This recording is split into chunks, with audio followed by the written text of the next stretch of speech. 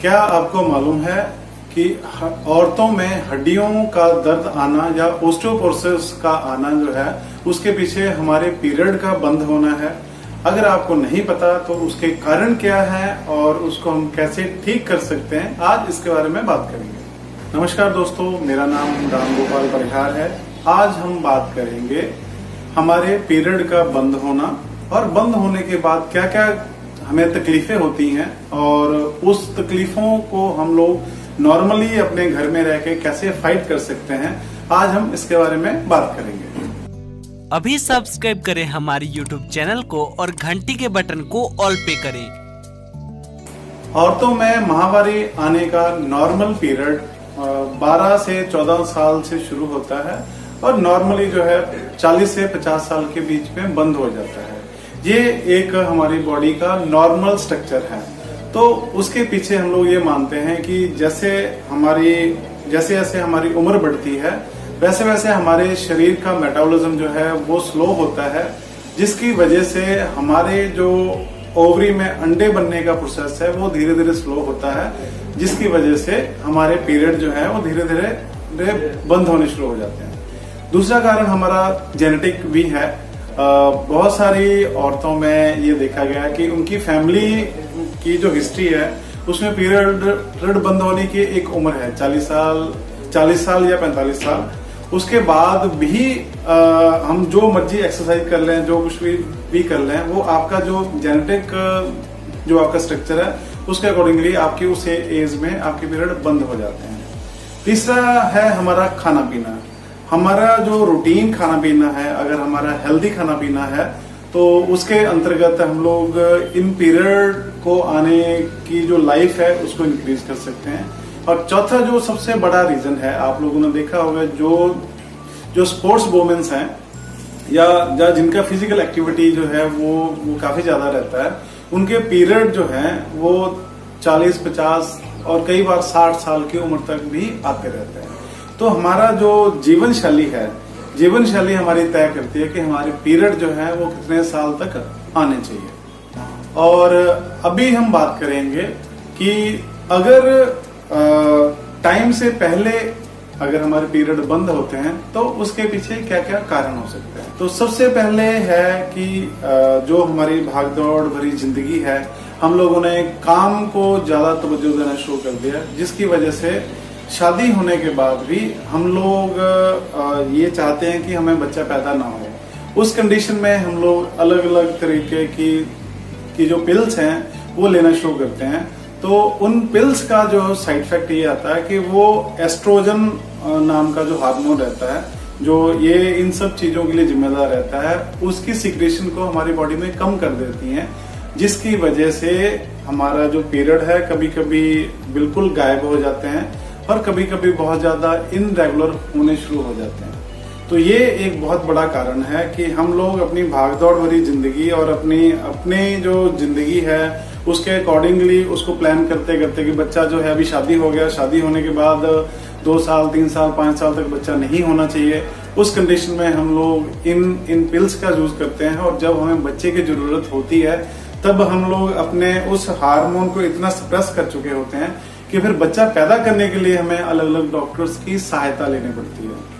दूसरा एक कारण है कि अगर आपके बॉडी के अंदर कोई ट्यूमर हो गया, ओवरीज के अंदर ट्यूमर हो गया या यूट्रस के अंदर कुछ ऐसी चीजें होगी, उसकी वजह से भी आपके पीरियड जो है वो आपके गड़बड़ हो सकते हैं। और आजकल की जो भागदौड़ भरी लाइफ है और हमारा खाना पीना गड़बड़ होने की वजह से पीसीओडी नाम की डिजीज जो है बड़ी तेजी से बढ़ रही है। उसकी वजह से भी ये हमारे पीरियड जो है इनरेगुलर होते हैं। और इसके अलावा जो जाने अनजाने बहुत सारे लोगों को पता नहीं है, जब तक माँ बच्चे को दूध पिलाती है तब तक पीरियड नहीं आते। जब आपने दूध पिलाना बंद कर दिया उसके बाद फिर ये आपके पीरियड जो है नॉर्मली रूटीन में आने शुरू हो जाते हैं। अगर दूध पिलाते अगर पीरियड नहीं आ रहे हैं तो आपको इसके बारे में चिंता करने की जरूरत नहीं है और ना किसी तरीके की मेडिसिन की जरूरत है। इसके साथ जो हार्मोन इनबैलेंस होता है, हार्मोन इनबैलेंस में एक सबसे बड़ा कारण आपका थायराइड का हाइपो होना है। बहुत बार ऐसे होता है कि हमारी जीवन शैली ऐसी हो जाती है जिसकी वजह से हमारा जो थायराइड ग्लैंड है वो कम काम करना शुरू करता है, और थायराइड जो आपका हाइपो हो गया तो ये भी एक बड़ा कारण है आपके पीरियड जो है वो रेगुलर ना रहने का, या पीरियड का जल्दी बंद होने के लिए थायराइड का भी बहुत बड़ा रोल है। अभी हम बात करेंगे कि जब मेनोपॉज का फेस होता है तो उस टाइम क्या क्या तकलीफें ज्यादा आती हैं।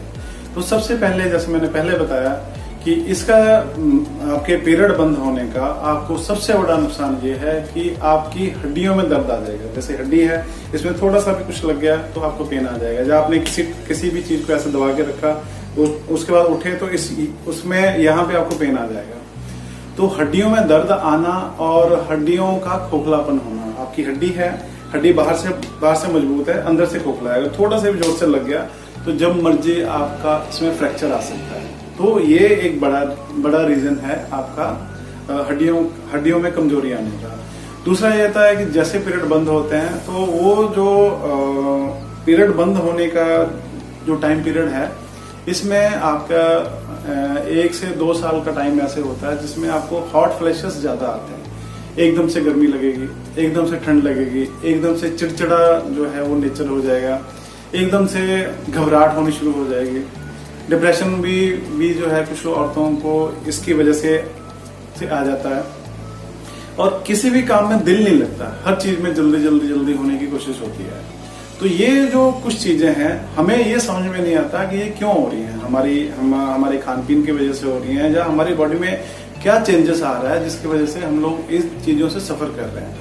तो जब भी कभी आप 40 से 50 साल की उम्र में हैं या इससे ज्यादा हैं, तो जब भी आप किसी अपने डॉक्टर के पास जाएं तो उस डॉक्टर को इस बात के बारे में जरूर बताएं कि आपका मेनोपॉज पीरियड जो है वो स्टार्ट हो गया है और उसकी वजह से ये चीजें हो सकती हैं, ताकि आपकी जो मेडिसिन है या आपका जो भी इलाज है वो ठीक तरीके से हो सके। अब मेनोपॉज जो है, मेनोपॉज को हम कैसे मानेंगे कि ये पीरियड मेनोपॉज का हो गया। जब आपका मेनोपॉज शुरू होता है तो उस टाइम आपको एक महीना पीरियड आएगा, उसके बाद 2 महीने नहीं आएगा, फिर 2 महीने के बाद आएगा, उसके बाद 4 महीने नहीं आएगा। उसके बीच में कभी कभी आपके पीरियड का फ्लो बहुत ज्यादा हो जाएगा, कभी जो है एक दिन के अंदर ही आपके पीरियड खत्म हो जाएंगे। तो ये एक कॉमन है। और जब आपको लगातार 1 साल से पीरियड नहीं आ रहे, तब हम इस चीज को मानेंगे कि अब आपका मेनोपॉज हो गया है, ठीक है। और जब आपका मेनोपॉज हो जाता है तो उसकी वजह से हमारी जो स्किन जो है वो सूखना शुरू होती है, जिससे आपके जो फिजिकल रिलेशन जो बनाते हैं उसमें भी आपको तकलीफ आती है। और आपके जो प्राइवेट पार्ट हैं इसमें इन्फेक्शन बहुत जल्दी होता है। तो आपको इन्फेक्शन से बचने के लिए आपको ध्यान देने की जरूरत है। हॉट फ्लैशेस जो हैं आपके आ रहे हैं, उसको नॉर्मल करने की जरूरत है। आप मानसिक तौर पे परेशानी आ रही है, इसको आपको ठीक करने की जरूरत है। और आपकी हड्डियां कमजोर हो रही हैं, इसके लिए नेचुरली हम लोग कैल्शियम, विटामिन D3 या ऐसी क्या क्या चीजें ले सकते हैं डाइट में, हमें उसके बारे में चिंता करने की जरूरत है। तो अभी हम बात करेंगे, जब आपका मेनोपॉज हो गया है तो उसकी वजह से जो आपको साइड इफेक्ट आ रहे हैं उसको ठीक करने के लिए आयुर्वेदा क्या कहता है। आयुर्वेदा ये कहता है कि जब आपका मेनोपॉज हो गया उस टाइम अपने खाने में चीनी को कम करें या ना लें। जितना कम चीनी लेंगे उतना आपके लिए अच्छा है। ज्यादा चीनी खाने से या चीनी से बने प्रोडक्ट जो है आपको इस्तेमाल करने से आपकी हड्डियों में जो खोखलापन है बड़ी तेजी से बढ़ता है। तो एक तो आपने चीनी कम करना है। दूसरा, अगर आपको हॉट फ्लैशेस आ रहे हैं, एकदम से गर्मी लग रही है, एकदम से ठंड लग रही है, एकदम से आपकी नेचर चिड़चिड़ा हो रही है, तो उसके लिए आपको चटपटा जो है वो आपको बंद करना है। चटपटा बंद करना है, आपको तला भुना जो है उसको कम करना है और कोशिश करें कि घर का ताजा खाएं। अगर आप इन सब चीजों को मेंटेन रखते हैं तो आपके हॉट फ्लैशेस जो है वो कम हो सकते हैं। और इस दौरान आपको सारे दिन में 3 से 3.5 लीटर पानी पीने की जरूरत है। अब जो हम हार्मोन की बात कर रहे थे कि एस्ट्रोजन जो है, एस्ट्रोजन हार्मोन ऐसा है जो हमारी बॉडी में आपके पीरियड लाने के लिए या पीरियड को मेंटेन रखने के लिए, या हमारी बॉडी का जो स्किन का सिस्टम है इसको मेंटेन करने के लिए एस्ट्रोजन जो है वो पूरी तरह से जिम्मेदार है। तो उसके लिए क्या करें? अगर आपके पीरियड बंद हो गए उसके बाद भी एस्ट्रोजन की मात्रा जो है वो नॉर्मली बनी रहे, उसके लिए आपको काले तिल और जो खजूर होती है, खजूर की जो गुठली है उसको निकाल लें और उसको मिक्स करके आपका जो नींबू होता है, नींबू के बराबर जो है इसके लड्डू बना लें। ये लड्डू आपको नवंबर, दिसंबर, जनवरी, फरवरी, ये 4 महीने में ही खाने हैं। इससे ज्यादा ये इन 4 महीने में खाएंगे तो आपके लिए फायदा करेगा और इसके बाद खाएंगे तो यही नुकसान करेंगे। तो नींबू जैसे 2 लड्डू सारे दिन में आपने इस्तेमाल करने हैं। ये लेने से आपका एस्ट्रोजन लेवल जो है वो आपका बढ़ेगा। दूसरा है जो आयुर्वेदा में एक जड़ी बूटी आती है, उसको शतावरी बोलते हैं। तो पीली शतावरी जो है, पीली शतावरी भी एस्ट्रोजन लेवल को मेंटेन करने के लिए काफी हेल्प करती है। तो पीली शतावरी का पाउडर जो है आपको इस्तेमाल करना चाहिए। 1 से 1.5 चम्मच पीली शतावरी दूध में इसको इस्तेमाल करना चाहिए। और इसके अलावा आपको सोयाबीन जो है, सोयाबीन की मात्रा जो है हफ्ते में 2-3 दिन जो है वो सोयाबीन की बड़ी हो सकती है, सोयाबीन की फलियां हो सकती हैं, ठीक है। सोयाबीन को दाल को भूज के ले सकते हैं।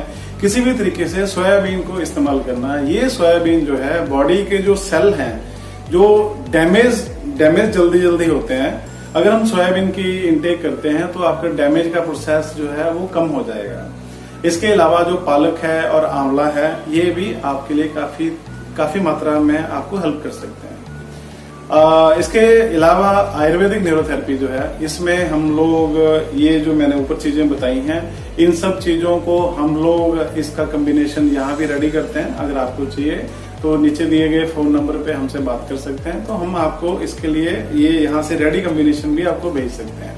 इसके अलावा नेचुरली इसको ठीक करने के लिए आयुर्वेदिक न्यूरोथेरेपी में कुछ हम लोग एक्सरसाइज जो है वो सिखाते हैं।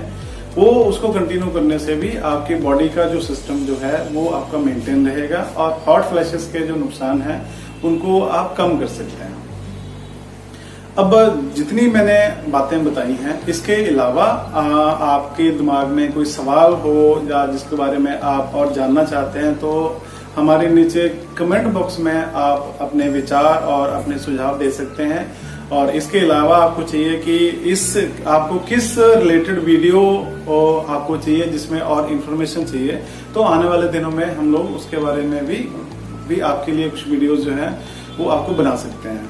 और नीचे दिए गए फोन नंबर पे आप हमारी टीम से बात कर सकते हैं। अगर आपको कोई इसके बारे में, आयुर्वेदिक हर्ब्स के बारे में जानकारी चाहिए, आपके इलाज के बारे में कोई इन्फॉर्मेशन चाहिए या एक जनरल जानकारी चाहिए, तो नीचे दिए गए फोन नंबर पे आप हमसे संपर्क कर सकते हैं। धन्यवाद।